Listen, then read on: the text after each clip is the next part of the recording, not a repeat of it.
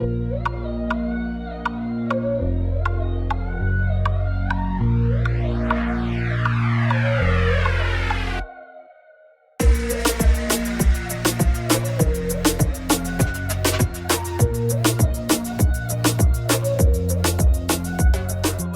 born with it.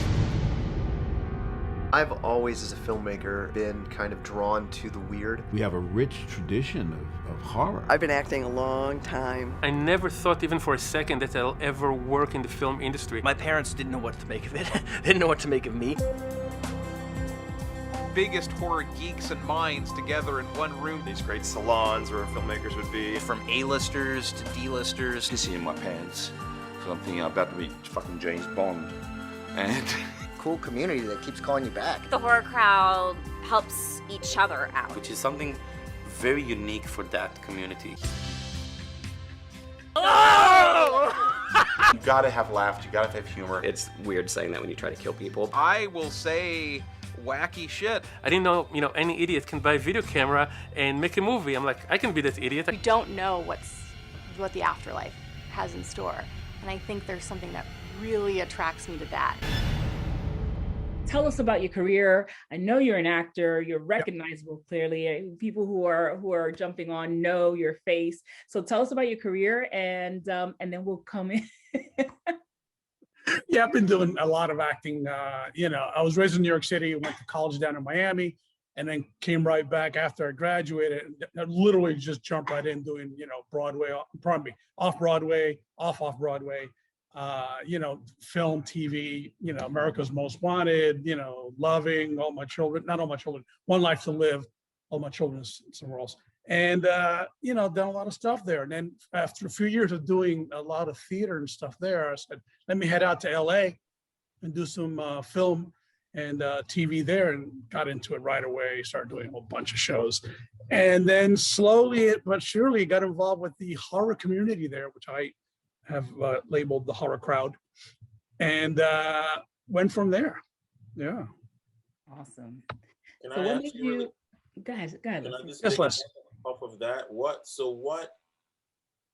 How did you get into the horror crowd? What was that transition like? Sure, of course. Well, I'd been doing a lot of, acting on regular shows, like stuff like The Practice, Everybody Loves Raymond, 24, all these things, CSI Miami. I had never done any real horror stuff. And then I met Mike Mendes through Facebook, and I went and helped him out. He said, hey, can you help me out on this promotional video I'm doing for a film he wanted to get off the ground, Overkill. And I said, sure, of course. I always think I help out people, and you never know where it leads. And I went there, met a bunch of people, and one of the people I met was James Wan, who was putting Insidious together at the time. And he liked what I was doing on set, like my acting, my attitude. Because I believe, on set, you got to be a good person, not just a talented person. Because if you're a pain in the ass or a jerk, who the hell wants you on your set? I don't want them on my set. So he liked me, we hit it off, and then he, a little bit later says, hey, you want to be in Insidious? I said, okay.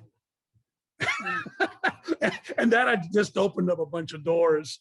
I played the doctor in that, and then did a bunch of other movies, horror movies, Big Ass Spider, Contracted, Lavalanche, all these kind of things, and met more and more people. And then then the way I transitioned to making the Horror Crowd documentary, I thought to myself, hey, I want to talk to some of these people that I know that I've met in these circles, these horror circles. And I had lunch with my buddy, Hank Braxton, who ended up being my co-producer. I said, I got this idea. What do you think of interviewing the people we know, blah, blah, blah, blah. And he goes, I like the idea. And I'll bring in some cameras, because he worked at a production house, and we can use the studio where I work, and I'll bring a light kit and sound. And it just started growing and growing and growing. You think I'm going to do it on my phone? I just interview friends on my phone. Who cares? And it just exploded. And that's happened to me before, that kind of thing. It's like, really? Wow. Thanks, God. Appreciate it. And then I started asking people like Lynn Shay, Oren Peli, Jeffrey Reddick, Adam Robitel, all these people, Russell Mulcahy. You guys want to, can I interview you? And they went, yes, of course. I mean, they wanted to do it. I didn't have to talk anybody into it. They wanted to explain and their lives and their loves and their passions to you guys, the audience. And it was just great. They just lined up. I ended up with 37 people in the documentary. Yeah. That's great. That's incredible. That's so Genesis, yeah. Yeah, it's that's incredible. So I really enjoyed. It was watching the documentary. What I enjoyed the most was just the surprises. Like, you know, oh, you think that this is it? Oh, then I have this, and then it was really layered. And really, from almost like the infancy all the way through, it was almost a historical. Like you can make a. It is like a historical document of horror in Hollywood. You're exactly. I love that you saw that, Eunice. Yes. Yeah, I mean the revelations are great. They got Mike Mendes, a good buddy of mine. He reveals that when he was 3 years old, he saw this horrible horror movie called The Hills Have Eyes. Right. At 3 years old. Right. You know, and then the camera cuts to me. I'm like, my mouth is hanging down, and that's not my acting coming into play. That's like me being shocked that he's watching a movie like that at 3 years old. And you got Lynn Shay from Insidious, and she's saying like, you know, sometimes she's a sweet person, but she goes, sometimes I could be, you know, kind of not very nice, sometimes a little jealous of my fellow actors. And I'm like, wow, you know, these great revelations. And then Russell Mulcahy, who directed Highlander, and he's talking about, you know, when he's putting Highlander together and working with Freddie Mercury, who sings on, you know, the Queen sings on the soundtrack, and then Sean Connery meets Sean Connery. He's like, I mean, you know, these great, wonderful stories. And then the new people too. You got the new up and rising people, Adam Robitel, Jeffrey Reddick, you know, telling their stories, how Jeffrey got Final Destination together, pitching and pitching and pitching. Finally, they sold it. Then it explodes, it becomes a thing. And Adam Robitel was ready to quit. He was down to his last couple of $1,000s, and then he's trying to get Insidious part 4, which Lynn Shay's in, and he's pitching it. And he comes in, and he uses his last $2,000 that he had in the bank, and he gets an art designer to design, you know, the pictures for the movie and how he's going to present and direct it, and it got him the job. He just said, I'm going to use my last penny. And I was like shocked by these things and inspired. Yeah. Mm-hmm. Yeah. By the way, I actually my 3-year-old, more like 4-year-old movie was Scarface. So I mean, my parents, exactly, the chainsaw scene like sticks in my head. I mean, my parents were probably like 23 when they took me. They were young, so they were just like, we're going to the movies and we're taking the kid with us. We're taking the kid. We don't care how we're going to scar him, face. Wow. Exactly. Yeah. But but it also, I feel like that instilled a love of movies in me at a very early age, you know, and I didn't become a director for, like, I didn't know growing up, like, oh, I want to make films. Like, that wasn't my thing. I loved Bruce Lee. Like, Bruce Lee, from the time I was like 5 years old until now, I always loved Bruce Lee. I would jump on the couch and do all the crazy stuff. But, like, I feel like my parents planted that seed very early on. Fist of Fury, Chinese Connection, Enter the Dragon? All of it. I'm a big Bruce Lee fan, too, among other guys. I love martial arts movies. Well, getting back to your Scarface thing, at least that's a legitimate movie. You know, Brian De Palma is an excellent filmmaker, or in his heyday, excellent filmmaker. So yeah, it had the bloody, you know, chainsaw and a couple other things, but you know, say hello to my little friend. I mean, that's classic cinema right there. You know. Yeah. So. And Brian did a lot of horror. What's that? Brian did a lot of horror. Yeah, I won't. Yeah, he did. Actually, well, he absolutely did. Carrie, the most famous one, probably, with the incredible shock scene at the end when, spoiler coming out of the grave. But yeah, so I love cinema.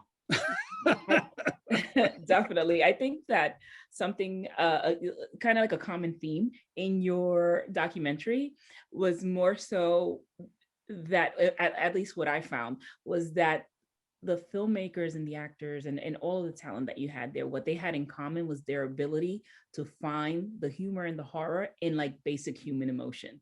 So just exploiting that, like, yeah, I feel this, but what if it turned around? Because it's almost like a mirror image. And I think that is the essence of the theme throughout your documentary. It's just like our ability to see the horror in everything. Humor and horror is a great observation of yours. Mike Mendes, again, who directed me in Big Ass Spider and La Valantula. He directed Dolph Lundgren in Don't Kill It. and many, many others. He's to me the king of horror comedy, because he just does great bloody kills and this and that and the other, but he just makes these incredible humorous twists to his movies that just crack me up. That's why I love his stuff, you know. And we talk about that specifically in the horror crowd, about the humor and how, you know, horror can be sci-fi horror, it could be horror comedy, it could be horror film noir, it could be anything. You can, you know, delve into such different kinds of, you know, important messages and themes through horror. Yeah. And to me, it's all about the script. If the script is tight, whether it's horror, you know, sci-fi, fantasy, romantic comedy, adventure, I don't care. To me, you got a tight 3-act structure script, and it just builds and builds and builds and gives you a great, you know, release at the end. I'm in. I'm in acting. I'm in directing it. I'm in writing it. I don't care. Yeah. You know, a lot of people do, you know, they do films, horror films, whatever, and they go, oh, look, I'm going to go see it because it's got, you know, this great stars. And I go, yeah, it's good, but how's the script? You know, I care about the script. Right. We want a good director. We want good actors. We want good production value. But you got a piece of crap script, I don't want to see it. I'm out. Yeah.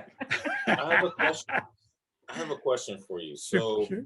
I love Big Ass Spider and all of Mike's films, but my favorite one of his is this little short he made where he made Guillermo del Toro.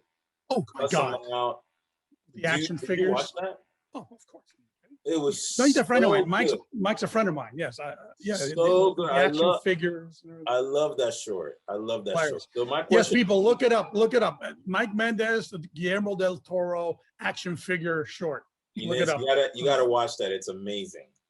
Was it a COVID short? I think it was a COVID. Absolutely a COVID. He's home. He's got thousands of action figures from, you know, Guillermo del Toro to Batman, to Frankenstein, to Wolfman, to Alien, everything. Oh my God. First time I walked into his place, it was unbelievable. And I don't mean like, this guy's nuts. Yeah, it was like, oh my God, this is amazing. You walk in, he's got the big alien head and all the Batman and the Jokers and the horror guys, you know, Jason's and Freddy's and Michael Myers all over on shelves. There are sections. Here's the here's the horror, here's sci-fi. It's amazing. So that's why he was able to do that. He said, I'm home with my friends. I'm making this. It's a museum what he has, right? Yeah, yeah. So hey, Mike, I hope you like we're talking about you a lot, because you'll be watching this. So I have a question for you based on that. So out of the whole horror crowd, how much work is there that we actually don't get to see? Like, how much work do they just make for the love of it? Do you know what I'm saying? I know, like, all the movies they make, they make them for the love of it, but how much more are they making that we're not seeing? That's an interesting question. I mean, as far as features, anybody in the crowd that I know who's made a feature has gotten it released. I'm sure they've done short, like, you know, the one you mentioned, Mike's, you know, action figure Guillermo del Toro short may not be seen mainstream or anything, but it's on YouTube and on Facebook and on all social media, so it'll get seen. But that's probably, the shorts would get less play. But features, I can't think of anybody who's made a feature that I know of that hasn't gotten it out there, whether it's video on demand, you know, whatever, or DVDs, back when people got DVDs and Blu-rays. Now it's all streaming. So yeah, so I'm hoping the same thing happens with the horror crowd distribution, baby. Just waiting for this film festival circuit thing to finish and then do that. We're actually in talks right now, but I can't talk about it. Anyway. Congratulations. Awesome. All the luck and just everything. Thanks, Eunice. Such a good piece. Sorry, Leslie, what are you going to say? No. See, I think the way that it works out is Eunice has like the questions and I'm just the interrupter. Oh, no. Before the next question, let me have my Capitan America. Oh, look at that mug. Capitan America. El Capitan America. Anyway, go ahead. No, my question was more so like in the origin, or you've had the experience of being around the original kind of horror crowd. Do you feel horror back then was clearly something that was more so underground and niche, and now it's kind of like Hollywood's new darling? Bring it down, sure. So in the early days, in its infancy, do you think that, or do you feel that horror was more so like a like an in-crowd type of genre or like a rebellious genre, and not necessarily like what do you think of the genre then versus now? Well, we actually dwell upon that in the documentary, in the horror crowd. We talk about how, early on when these people who are now filmmakers were kids, it was like, not hip. It was like you were the geek, you were the nerd and the weird. We have a segment called, being the weird kid. Well, that's for a reason, because when I went in, I didn't go in there saying, I know exactly what I'm going to ask everybody, and here's my plan and the whole thing. It was like, let me just talk to my buddies, because they're all, you can see we're all very comfortable together, Lombardo, Boyada, and me, high-fiving each other, and Impelli and me hugging. They feel comfortable. Lynn could reveal things to me. Russell could reveal things. Jeffrey and Adam, they could all reveal these things to me because they felt comfortable.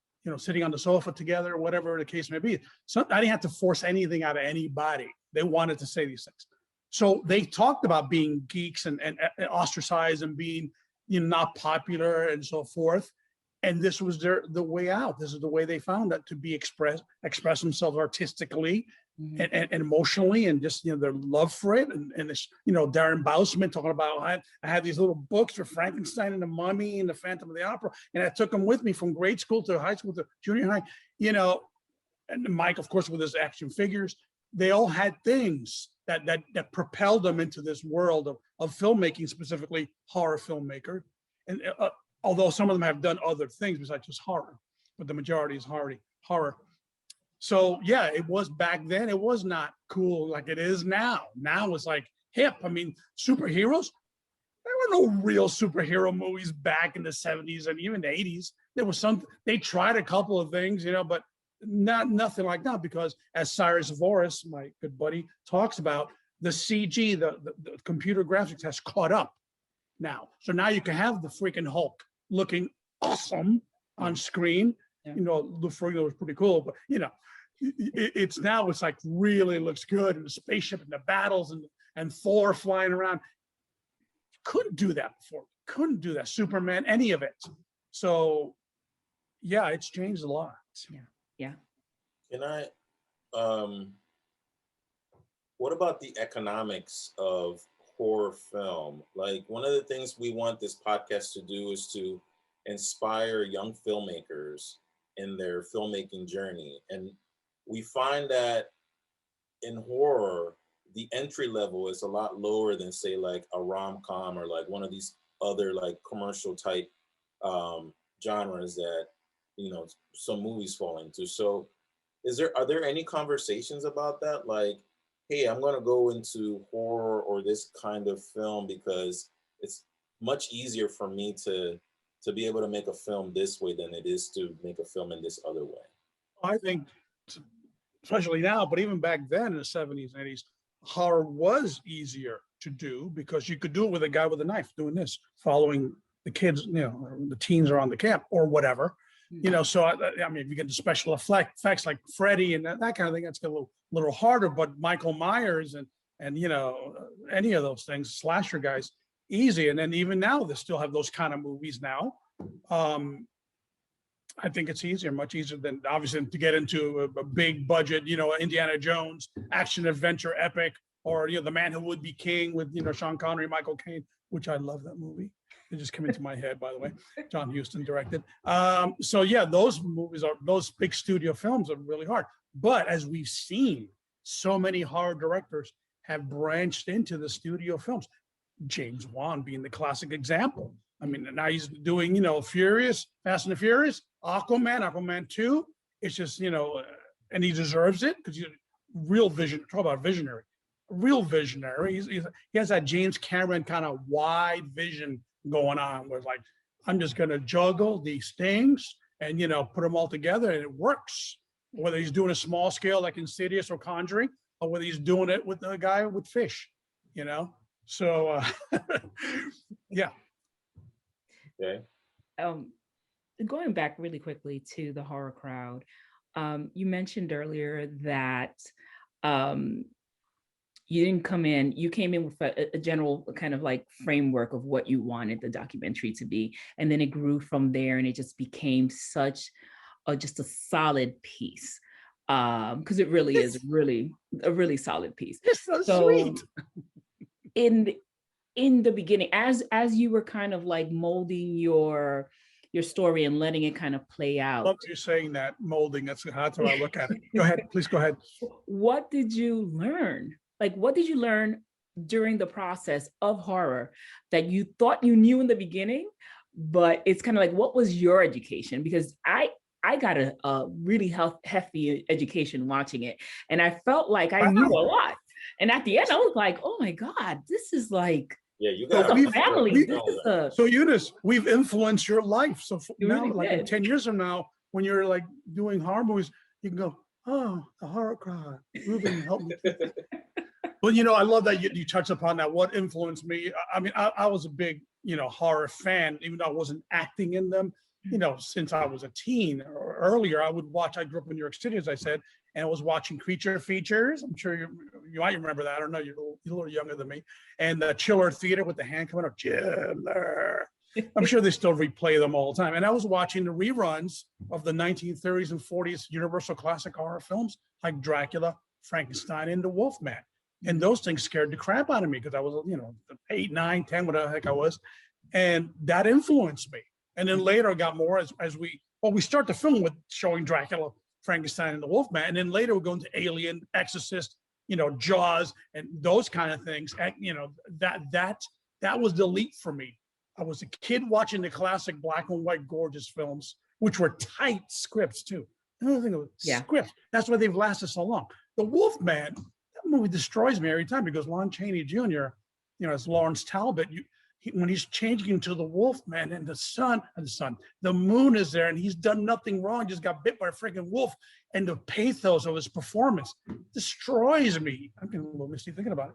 Destroys me every time when I watch it. Really influenced me. I go, yeah, pathos. We got to feel for the character, the lead, whether it's a villain or a hero or whatever.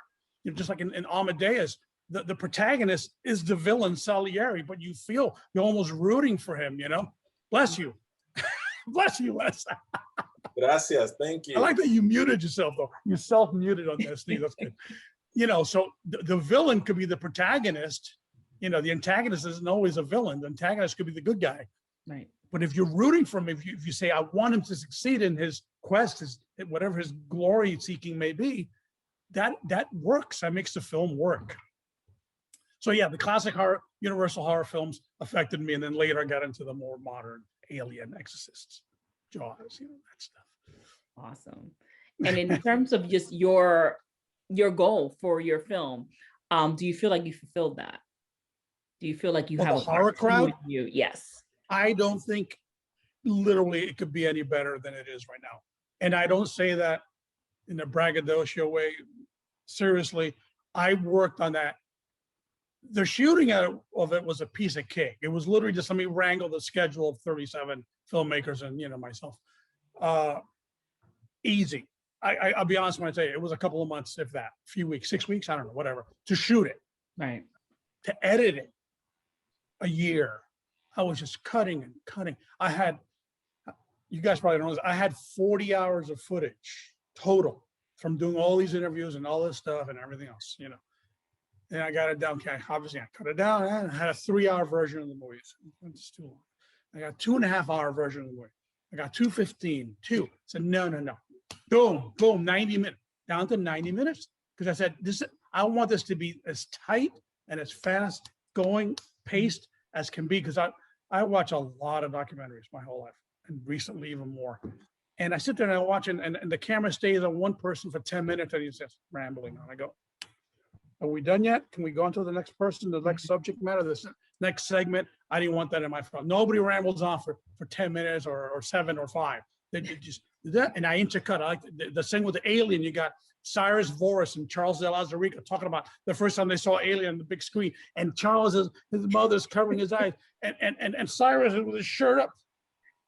That thing just edited together so beautifully. It wasn't planned. I mean, I shot them different times, different days. And I go, oh my God, I got to put that together. And that happened in a lot of segments. They're talking about the same thing, but through their own perspective. And I just had to edit that like this, not like do 5 minutes of this guy, 12 minutes of that guy. So that's, yes, very intentional. Right. That's great. That's great to hear, because I wonder, did you ever think about maybe making it into a documentary series, since you have so much content? Sure. Not only did I think about it, I've been asked that many, many times. And the talking negotiations thing, I say, oh, we could sell the movie and have a 10-part series. But I go, yeah, sure. Because I got so much, I can easily do 30 minutes on each person, Nice. without a problem. So that, yeah, we can do that. 20 minutes, 30 minutes, whatever. So yes, that's definitely in the process of being thought about. That's incredible. What do you want to do next? The Horror Crowd Part 2. No, maybe I would do that. Maybe I wouldn't do 37 people. I'd just focus on 2 or 3 of them, the people, and follow their journey, or one of them, no names I'm going to mention, but you never know. It could go that route. I may get offered something else, because I also have like 10 scripts ready to go, narrative scripts, horror, fantasy, romantic comedy. Like I said, I don't care. As long as the script is tight, I don't care what the genre is. Mystery, I got a detective, supernatural thriller that I love. And so someone says, hey, what do you got? I go, I got these 10 scripts. What do you want to do? So yeah, international romance. I mean, I'm all over the place. I like everything. So that's what my plan is, to see where it leads, the distribution of this. But as far as my acting thing, I got this film that just came out that I acted with Hank Braxton, my co-producer. He directed me. It's called Dragon Soldiers. Look it up. It's in distribution right now out there. And it's about soldiers hunting a dragon. Wow. Who would have thought? And then my associate, my producing partner, Ariel Brockfeld, is in it, acting in it. And she's a badass forest ranger helping the soldiers hunt this dragon. And then I just finished this other sci-fi horror thing called Jurassic Hunt, like Hunt for Jurassic, and which Hank Braxton also directed and Ariel Brockfeld produced, and that's just going to get out now.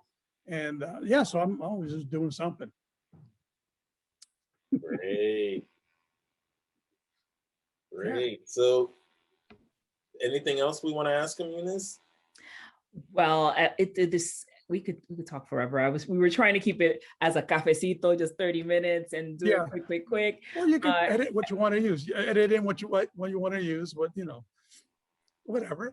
No, you've been fantastic, and so. How about the Latino stuff? I mean, you want to talk about anything Hispanic? Oh, that would be great. Throw that in there. Yeah, definitely. What do you want to know?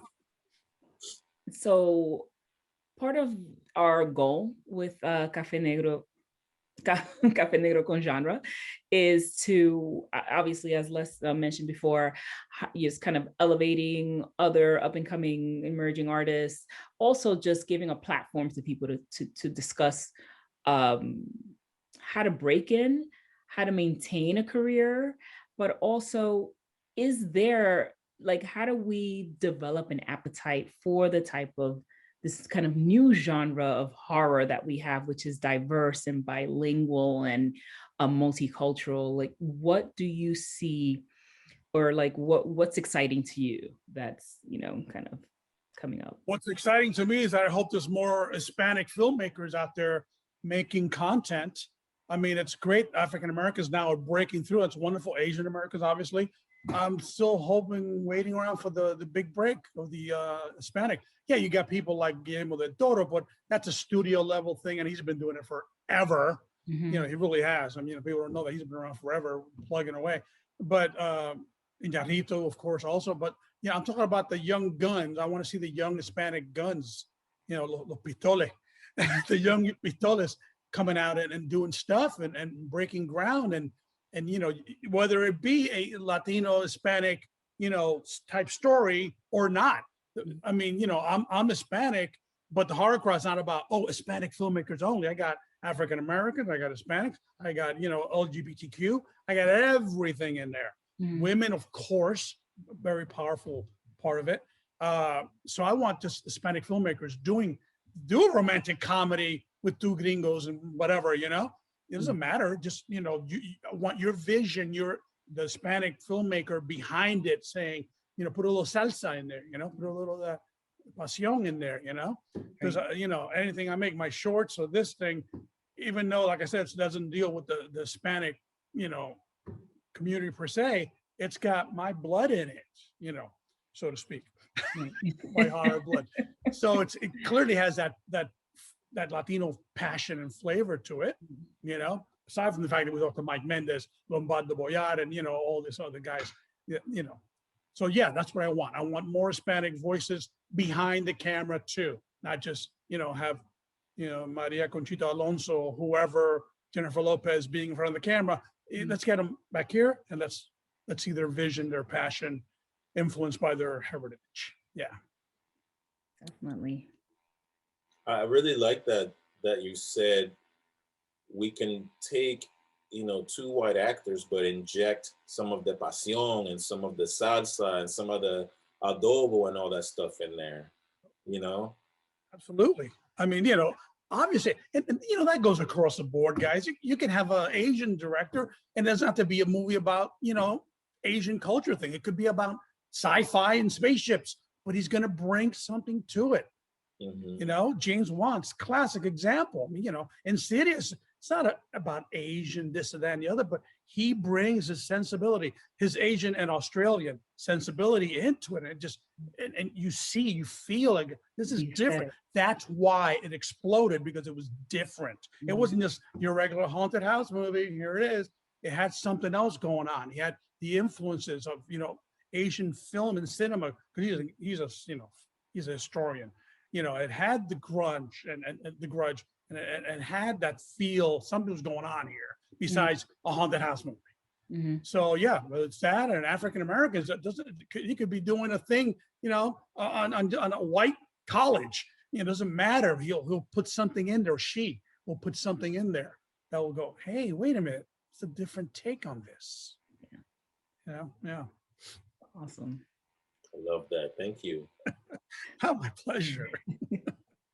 Les, do you have any other questions for Ruben? I'm good over here. I don't want to take up too much of Ruben's time. I mean, so that before we go, that T-shirt you're wearing, Les, is that for that movie you're doing? That short you did? What is that?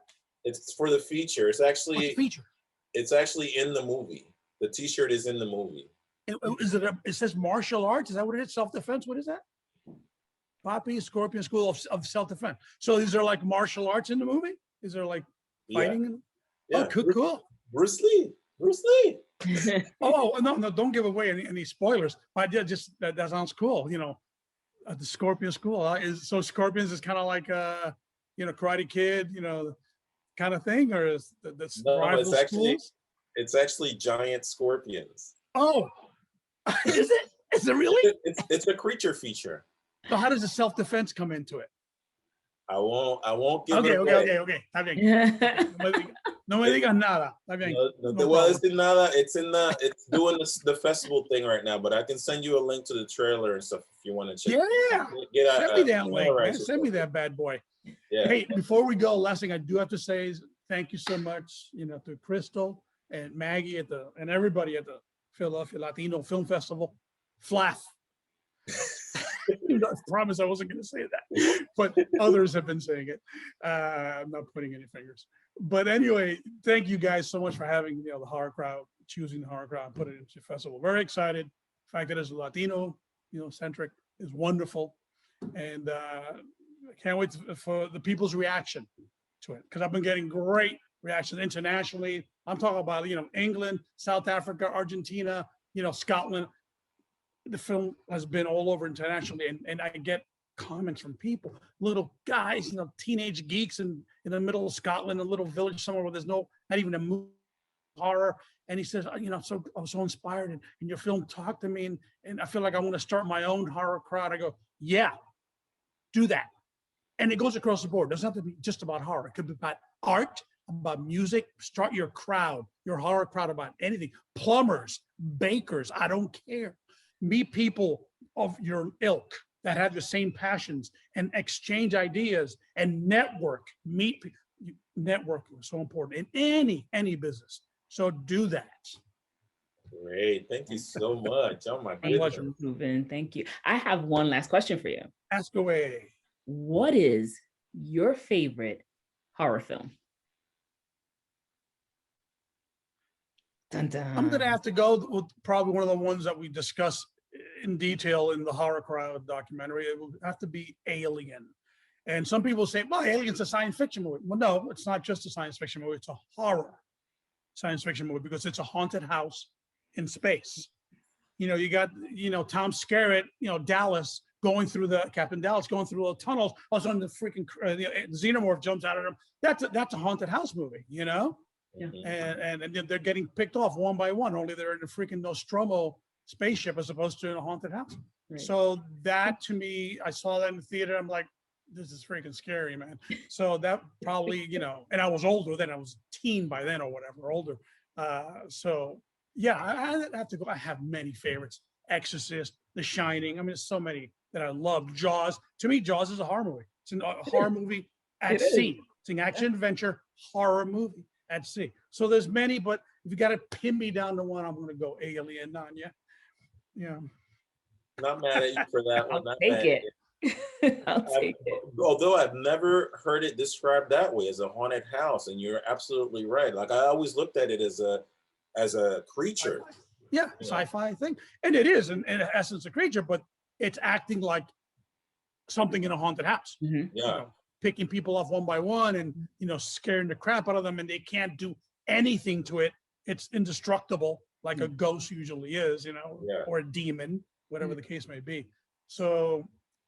Yeah, that's definitely a horror movie. Awesome. Well, Ruben, thank you so much for your time.